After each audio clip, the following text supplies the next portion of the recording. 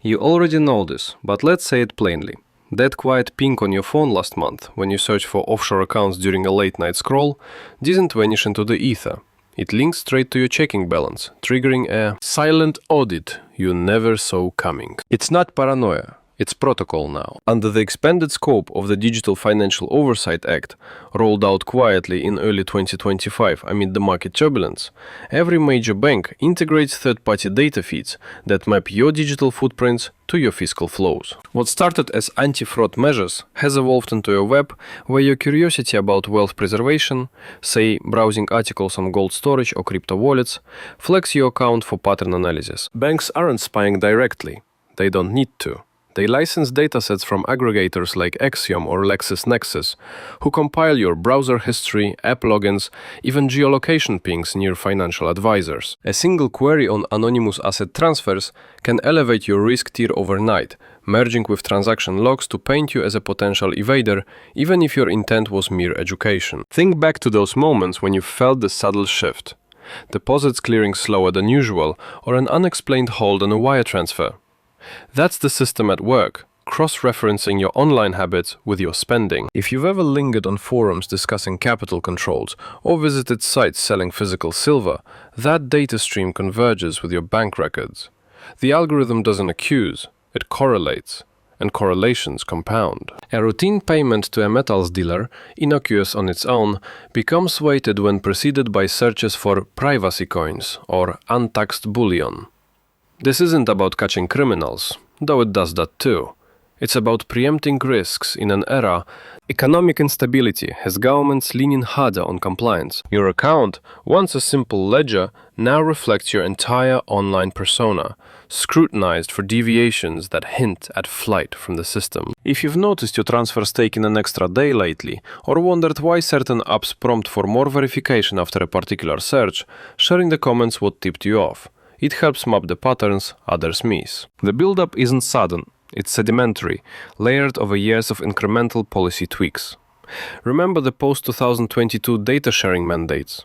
They were sold as protection against scams, but they've ballooned into full-spectrum monitoring. Banks now run behavioral models that score you based on intent signals. Subtle markers like repeated visits to alternative finance blogs or spikes in VPN usage tied to financial queries. It's not that your bank cares about your opinions, it's that regulators demand predictive compliance. A profile emerges, someone hedging against inflation perhaps, or just exploring options in uncertain times. But the machine reads it as evasion potential, and once scored, it sticks. Your next loan application might carry invisible friction, or insurance quotes edge higher, all without explanation. The unease creeps in not from overt threats, but from the realization that your private explorations now influence public-facing finances. This convergence exposes the fragility in what we assume is secure. You've likely dismissed those fleeting worries. Why did that credit card inquiry feel more probing? As overthinking. But they're echoes of a mechanism designed to anticipate, not react. Data brokers sell enriched profiles that bundle your search terms with transaction metadata, creating a narrative the bank uses to forecast risks. If your history shows a pattern of researching decentralized finance amid stock dips, and then a transfer follows, the flag rises. Not because it's illegal, but because it fits a template regulators associate with instability avoidance. The weight accumulates quietly. One search leads to a noted intent. A purchase confirms it, and suddenly your account is under enhanced review, a term that masks automated throttling. Those over 40 often recognize this shift more acutely, having watched privacy erode from analog to digital eras. If that's you, comment below on how it first hit home. The tension builds in the gaps, the unspoken connections between your screen time and statement lines. It's not a conspiracy, it's commerce fused with regulation. Banks pay millions annually for these insights, justifying it as due diligence in a volatile world. Yet it leaves individuals navigating a minefield where knowledge-seeking itself becomes a liability. You've probably caught yourself hesitating before typing a query, sensing the invisible tether. That's the control mechanism in action, not forcing compliance, but nudging self-censorship. The law didn't invent this, it formalized it, mandating integration of external data to close visibility gaps. Now, every click potentially recalibrates your financial standing, turning personal research into a quantifiable risk. And here's where the layers peel back further. The system isn't monolithic. It's adaptive, learning from collective behaviors to refine its nets. If enough users pivot to certain privacy tools after market scares, those tools get flagged as evasion markers. Your individual actions feed the aggregate, strengthening the very oversight you might seek to understand. This feedback loop amplifies the pressure, making isolated decisions feel interconnected. The unease isn't from what's known, but from the vast unknown. How deeply does the merge go? Does a casual read on sovereign wealth strategies ripple into mortgage rates? The answer lies in the algorithm's opacity, designed to deter probing. If you've ever paused mid-search, wondering if it matters, tell us in the comments what made you second guess. It's the shared experiences that illuminate the machinery. Pushing deeper, the core vulnerability stems from this fusion's asymmetry. You generate the data, but lack access to its interpretations. Banks and regulators hold the dashboards, where your online trails intersect with fiscal paths to assign scores. A high diversification intent rating, born from browsing crypto exchanges, can prompt silent interventions like delayed approvals or heightened KYC demands. It's not punishment, it's precaution. But it erodes agency, turning proactive planning into a flagged anomaly. The law's intent was stability post-2024 crashes, yet it birthed a regime where curiosity about alternatives, like precious metals or peer-to-peer lending, signals distrust in the mainstream, prompting closer watch. This isn't abstract, it's operational in daily flows. Consider how a spike in searches for economic collapse hedges during inflation peaks correlates with account reviews. The mechanism strips illusions of separation. Your digital self and financial self are one entity now, analyzed holistically. The build-up over time, years of accumulated data, means today's flag might root in yesterday's idle curiosity. Recognizing this doesn't spark panic. It reveals leverage points, places where awareness shifts the balance from passive subject to informed navigator. The narrative bends here, not breaking but intensifying, as we trace the threads to their practical endpoints. Understanding the merge equips you to maneuver within it, reclaiming slivers of control without illusion. No miracles promised, just mechanics demystified. First, disentangle where possible. Compartmentalize your explorations. Use dedicated devices or incognito sessions unlinked to personal accounts for sensitive queries. This disrupts clean data matching, diluting the intent scores banks buy. It's not invisibility, but it muddies the profile, reducing correlation strength. Pair this with timing, space out researches from actions. A month between reading about bullion and purchasing breaks the intent to action chain the algorithms hunt for. For those who felt that subtle drag on transactions after online dives, comment on what patterns you've spotted. It connects the dots for everyone. Now, on assets themselves. Diversify deliberately, but gradually. Start small with physical holdings to build a baseline the system views as consistent, not aberrant. Opt for unconventional stores that echo older, less tracked methods. Think Soviet-era folk practices adapted to now. Bearing value in everyday forms, like converting small sums into durable goods that hold worth without digital trails. For instance, stockpile non-perishable staples with intrinsic value. Tins of caviar or jars of wild honey. Items that appreciate in scarcity and can be bartered informally. A recipe from those times. Mix honey with walnuts and dried fruits into energy-dense bars, stored in cool, dark places. They last years, serving as edible currency in tight spots. Unusual? Yes, but effective for off-grid hedging. Another layer. Leverage communal networks subtly. In pre-digital eras, people pooled resources without formal records. Revive that with trusted circles for shared purchases, rotating who handles the visible transaction. This diffuses flags across nodes, lowering individual scores. Add in folk remedies for financial resilience. Soviet-style home distillation of herbal tinctures from foraged plants like saint, John's wort or elderberry, bottled and traded as health aids with embedded value. Recipe. Steep 200 grams dried elderberries in 1 liter vodka for 2 weeks. Strain and seal. It's a barter item that doubles as an immune booster, untraceable in small exchanges. If this resonates with habits from tougher times, share in the comments how you've adapted old ways. Is the collective wisdom that endures. Deepening the approach, address the nutritional angle of crisis prep. tying health to wealth preservation. Deficits in key nutrients exacerbate stress responses, amplifying financial anxiety. Counter with unconventional products. Fermented kvass from rye bread, a Soviet staple that builds gut resilience while being cheap to produce. Recipe. Dissolve 500 grams stale rye bread in 5 liters warm water. Add yeast and raisins. Ferment 48 hours. It yields probiotics and B vitamins, fortifying against the mental fog of prolonged uncertainty. Pair with unusual proteins like pickled herring and oil, preserved indefinitely and rich in omega-3s to steady nerves. These aren't just foods, they're portable assets, low profile and sustaining. Transition to exercises that ground this control. Daily rituals to recalibrate. Start with breath mapping. Lie flat, trace inhalations while visualizing data flows as rivers you redirect. Inhale for 4 counts, hold 7, exhale 8. Repeat 10 times nightly. It counters the autonomic spike from surveillance awareness, fostering clarity for strategic moves. Combine with physical analogs. Walk circuits in varied patterns, mimicking digital evasion. Change routes unpredictably to build mental agility against predictable profiling. For products, lean into non-standard combos. A blend of birch sap and nettle tea, tapped fresh or bottled, as a detoxifier that subtly boosts endurance. Soviet folk method. Boil nettle leaves in birch sap, add lemon for preservation.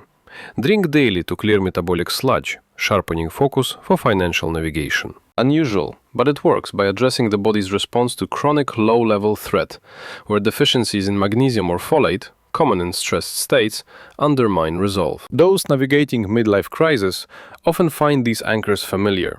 If you're in that bracket, comment on what grounded you during past uncertainties. Finally, the recipes solidify.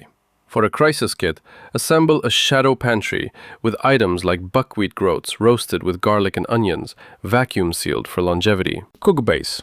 Roast 1 kilogram buckwheat, mix with sautéed veggies, portion into jars. It's calorie-dense, trades well, and sustains without refrigeration. Add unconventional exercises. Shadow boxing with weighted pouches of coins or small bullion, building strength while acclimating to handling value tactilely. 10 minutes daily. Jab, hook, uppercut, feeling the shift in balance. It's metaphorical and literal, training proprioception against systemic imbalances. In wrapping the threads, these aren't escapes but adjustments, leveraging what's overlooked. The law connects, but connections can be rerouted. Use them knowingly, and the pressure eases into manageable tension. If these tactics echo your own improvisations, drop a note in the comments. It's how we refine the map. The merge doesn't stop at the bank statement. It seeps into the body itself, where years of quiet strain register in ways no app tracks directly, yet everything feeds it indirectly. You feel it first in the mornings. That faint heaviness behind the eyes, the jaw clenched overnight, the way coffee no longer quite lifts the fog. It's not dramatic, no collapse, no diagnosis, just a persistent low hum of depletion that you've learned to call normal. But it's the residue of the same vigilance that keeps you scanning headlines at 2 a.m., the same alertness that makes you hesitate before a search, the same background calculation running whenever money moves. The body keeps its own ledger, and the interest compounds in silence. Over decades, this accumulates into subtle deficits: magnesium leached by chronic cortisol, B vitamins burned faster under sustained tension, iron stores dipping as sleep fragments. Nothing acute enough for a doctor to name, yet enough to dull the edges. Decisions take longer, patience thins, the sense of control slips a notch each year. You've noticed it in small betrayals, forgetting why you opened the banking app or standing in the kitchen unsure what you came for. These aren't age alone. They're the cost of living inside a system that rewards constant monitoring of itself. If you've caught yourself staring at the ceiling, calculating worst-case buffers, comment below when it started for you. Many only notice once it crosses a certain threshold. The deeper layer reveals itself in how the body adapts to scarcity thinking. Adrenals stay primed, insulin sensitivity drifts, gut flora shifts toward inflammation. It's not from lack of food or overt poverty. It's from the low-grade anticipation of restriction. In Soviet times, people lived this for decades. Queues, shortages, the knowledge that tomorrow might tighten further. Their bodies learned to hoard, to run lean, to extract maximum from minimum. The folk knowledge that emerged wasn't mystical. It was pragmatic physiology, passed down because it worked when medicine was scarce and trust in systems was scarcer. What survived weren't pills or supplements. They were dense, slow-burning combinations that rebuilt reserves without drawing attention. Things you could make from what was on hand, store indefinitely, and use when the official channels faltered. The recipes weren't about taste. They were about restoration per gram, per ruble, per hidden corner of the apartment. Those who grew up in that era or heard the stories from parents often feel this current moment as an echo. If that's familiar, share in the comments what your family kept stocked that others thought strange. One such combination starts with black bread kvass, but not the sweet commercial kind. The real version. Take stale rye crusts, toast them dark, steep in boiled water with a handful of raisins and a pinch of yeast. Let it ferment 3 days in a warm corner. What results isn't refreshment. It's a living source of B vitamins, magnesium, and lactobacilli that reseed the gut after months of processed survival. Drink a glass daily, and the fog lifts incrementally, the way sediment settles in still water. Add a spoon of birch chaga, ground fine, harvested from trees or bought in chunks, and the brew gains polysaccharides that steady blood sugar for long, uncertain stretches. The taste is bitter, earthy, unforgiving. That's the point. It signals to the body that resources are being invested, not wasted. Another anchor, salted pork fat with garlic, layered in jars. Not the trendy lardo. Plain свиное сало, cut thin, rubbed with coarse salt and crushed garlic cloves. Packed tight and sealed. It keeps years without refrigeration, delivers dense calories and antimicrobial compounds that protect against the infections that flourish when stress suppresses immunity. Slice paper thin onto rye, and one small piece sustains focus for hours. Soviet workers carried it in pockets to the factory. It was portable wealth and medicine in one. The garlic's allicin thins blood slightly, eases vascular tension built from years of clenched vigilance. If you've ever kept something like this in the freezer, just in case, tell us in the comments what it is. Patterns emerge when we compare. Deeper still, rosehip and pine needle syrup, thick and dark. Gather heaps after first frost, or buy dried. Simmer with young pine tips in minimal water until reduced to molasses consistency. Add honey at the end if available, but sugar works too. This yields vitamin C concentrations that dwarf citrus, plus pine's shikimic acid and terpenes that thin mucus and calm bronchial irritation from city air and shallow breathing. 2 spoons daily in hot water rebuild collagen eroded by cortisol, firm the connective tissue that starts to ache in shoulders and knees after 40.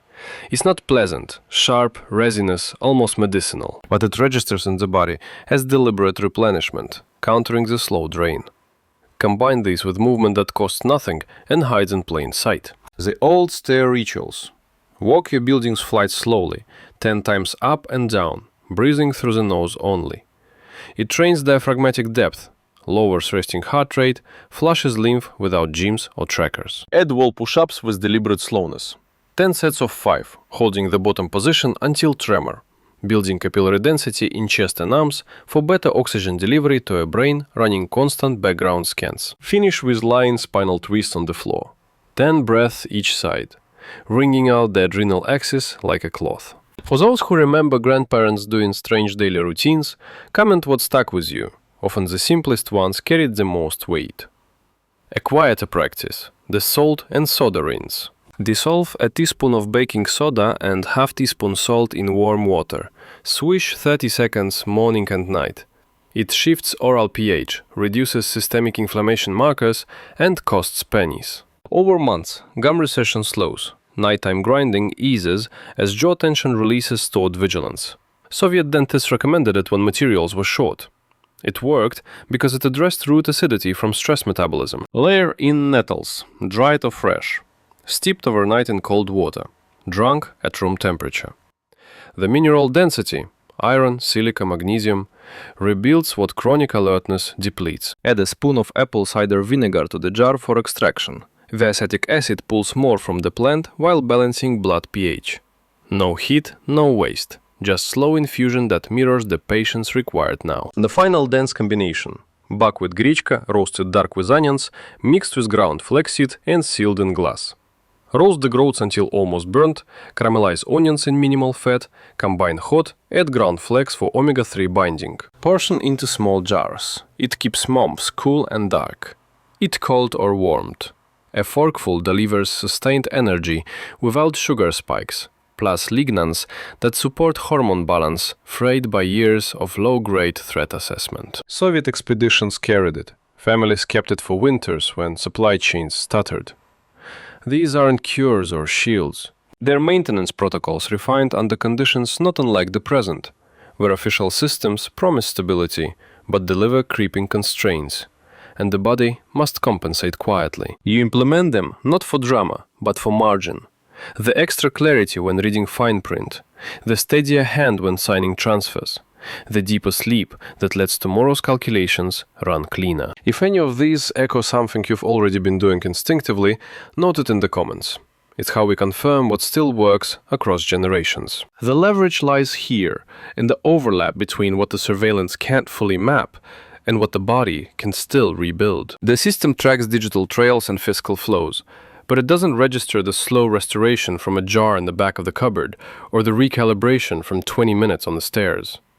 These spaces remain, narrow but real. Use them without announcement and the balance tilts back.